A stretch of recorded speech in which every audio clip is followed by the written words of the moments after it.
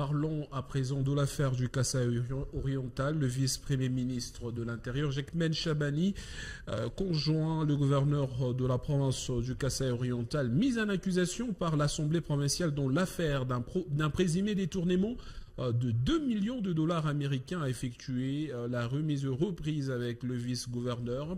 Jekmen Chabani invite le gouverneur Jean-Paul Mbouébois à procéder à la remise reprise avec le vice-gouverneur Augustin Kayemba qui devrait expédier les affaires courantes conformément à la loi.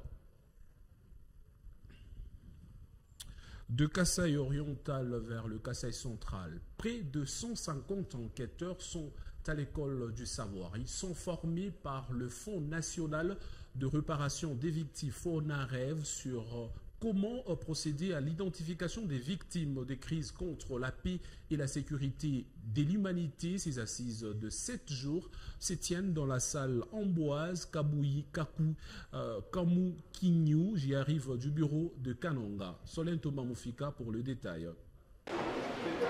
Cette formation de 7 jours réunit 130 enquêteurs qui seront chargés d'identifier les victimes des crimes contre la paix et la sécurité de l'humanité au Kasaï central.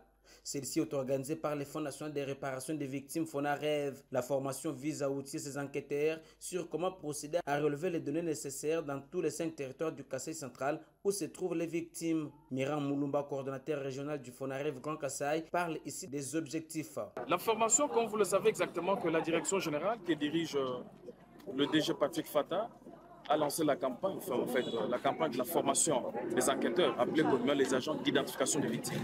C'est vrai que nos victimes doivent recevoir dans les jours à venir des mesures réparatrices, collectives et individuelles, mais avant cette étape, il a été précédé un processus d'identification.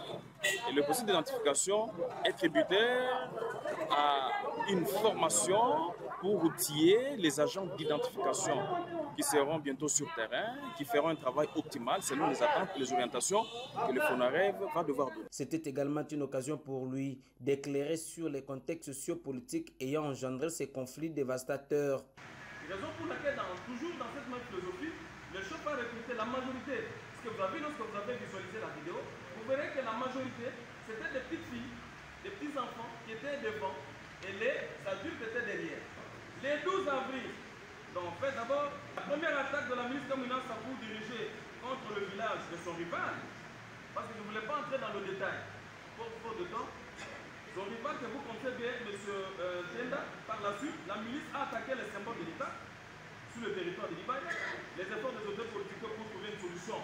Vous avez vu, hier, il y avait les honorables. Il convient de rappeler que cette formation a débuté samedi 17 mai 2025 dans la salle professeur Ambroise Kamoukouni du barreau du Kasaï central à Kananga et se déroulera sur une période totale de 7 jours.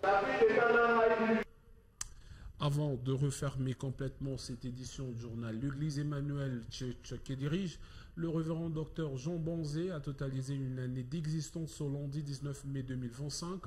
À cette occasion, une action spirituelle a été ouverte, dénommée Convention annuelle qui ira jusqu'au dimanche 25 mai 2025. 3 orateurs sont sélectionnés pour bénir le peuple de Dieu. Marc Machak a été sur place.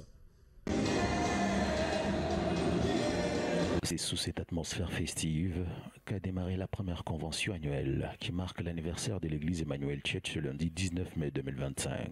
La première journée de cette grande célébration a connu un moment d'allégresse caractérisé par l'expression d'une grande joie.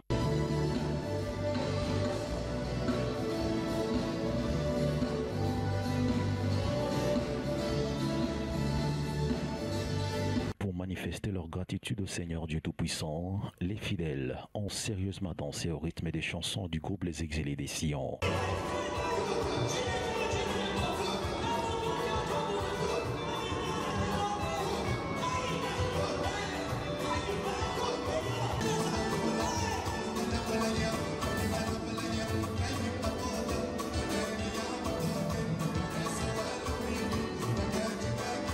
Juste une année d'existence, l'église Emmanuel Church a déjà un bilan spirituel presque positif. En regardant en arrière, nous pouvons que nous émerveiller du chemin parcouru, ce qui n'était qu'une vision, un désir ardent de partager l'amour de Dieu et de bâtir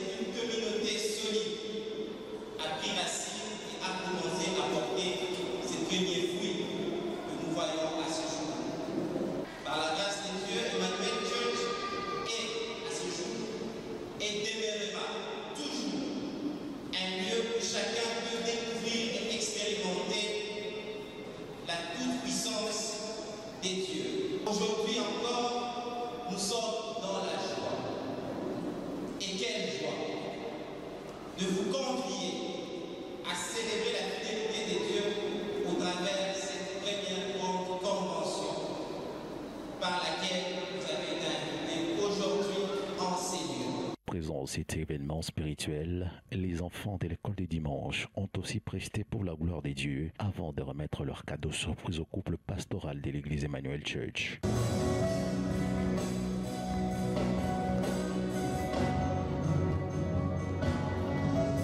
Prenant la parole, le visionnaire de l'église Emmanuel Church, le révérend Dr Jean Banzé, a communiqué les pensées spirituelles centrées sous le thème « On l'appellera », qui est même la thématique principale de cette convention annuelle, tirée du livre d'Ésaïe chapitre 9, verset 5.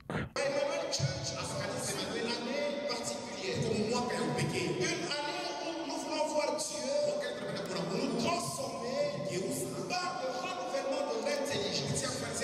Au premier trimestre, nous avons longuement parlé sur la consécration. Dans ce deuxième trimestre, nous parlons sur un grand thème qui est intitulé Laissez Dieu nous transformer. Et cette transformation, nous parlons longuement de cette lettre que Paul a écrite à l'église de Rome. Une église que lui n'a pas fondée, et même certains exégètes n'arrivent pas à dire qui a fondé cette église de Rome. Dieu veut te transformer. Dieu veut te transformer. C'est quel objectif qu'il poursuit? Il veut que je donne. Que tu donnes. Au délire de nous-mêmes.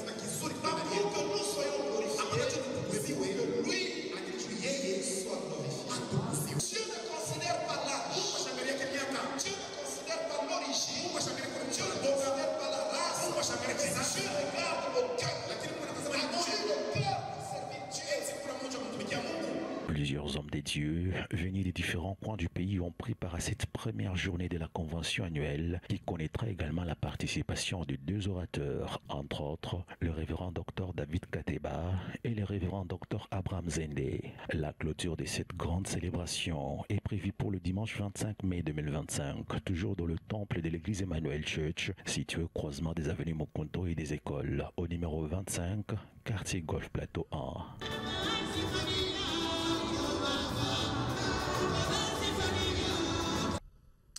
Ce journal est fini. Avant de vous quitter, le rappel de titre. L'ancien président de la République démocratique du Congo, Joseph Kabila, est invité ce mardi 20 mai 2025 au Sénat pour répondre aux préoccupations des membres d'une commission spéciale mise en place à la Chambre haute du Parlement. De l'autre côté, le verdict tant attendu dans l'affaire Bukonga-Lonzon mettant en accusation l'ancien Premier ministre Matata Ponyo-Mapan et ses co-accusés est attendu dans quelques heures de ce mardi.